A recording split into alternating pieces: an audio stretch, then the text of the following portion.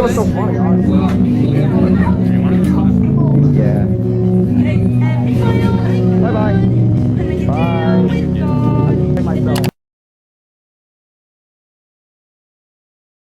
I always ask myself, even I would always ask myself, is your purpose. What's your purpose for living? Do you know your purpose? What you're created to do? Do you know what that is? A lot of people live their entire lives not knowing. Entire lifetime not being happy because they feel as though they're not fulfilling their purpose. One time in my life I felt that. What was my purpose? And sometimes you graduate out of high school, you look for that job, you look for that career, college, the degree, you still question, is this my purpose?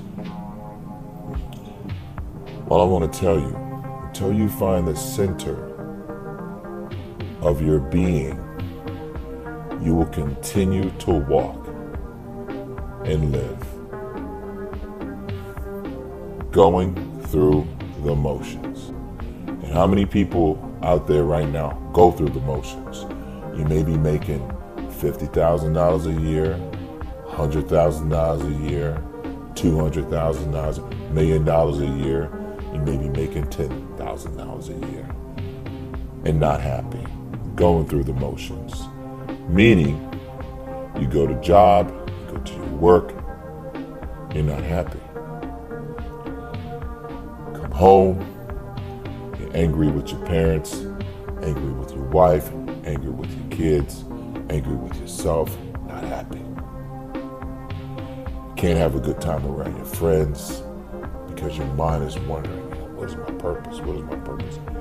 Especially for men, because life is very, very challenging for a man. They expect us to be leaders. And when I say they, I'm talking about God created a man to be a leader,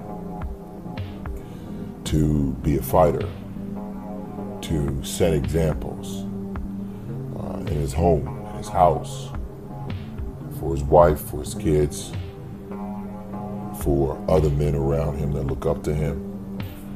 And how can you do that if you don't know what your true purpose is? Or if you're not happy with yourself and your position and where you're at? So let's take money out of this equation. Let's start talking about the purpose and how you're going to find your purpose. One piece of advice that I can give to you to find your purpose is to spend time with yourself. Spend time away from distractions, away from people who distract you, who take your time away from you. Now, when you talk about taking time away from you, I'm talking about taking time away from the things that you may enjoy. You may used to write, and you don't do it anymore. You may used to sing, you don't do it anymore. You may used to read books and you don't do it anymore. You may, whatever your hobby is, try to get that back into your life.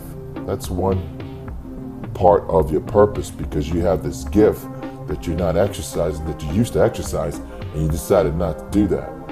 That's one way of getting back into the groove of who you are, what you're created to do.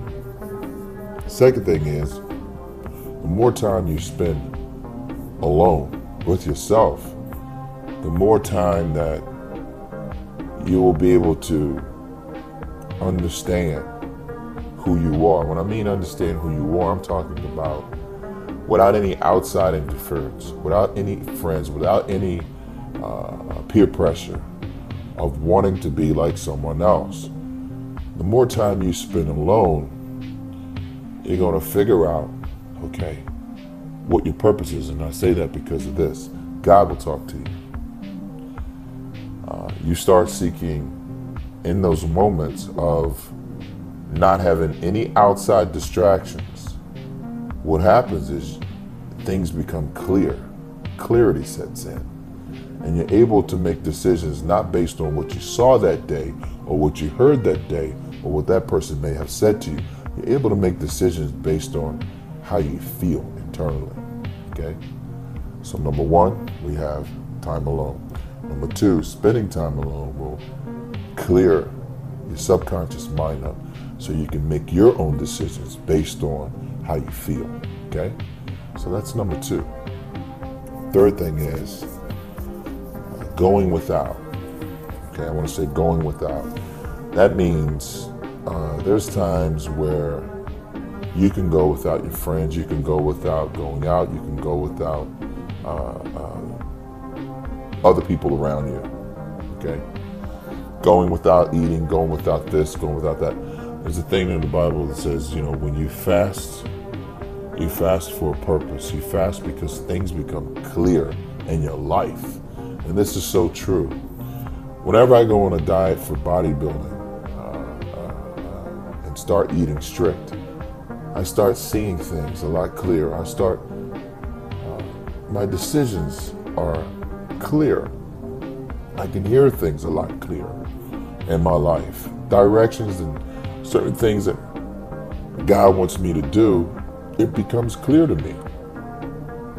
Because I've restricted myself from having a full stomach, from eating carbs and sugars and all these things, and overeating. When you don't overeat and you don't overindulge in something and you start cutting back and you become on a strict diet, over a period of time, repeatedly eating less, eating strict, what happens?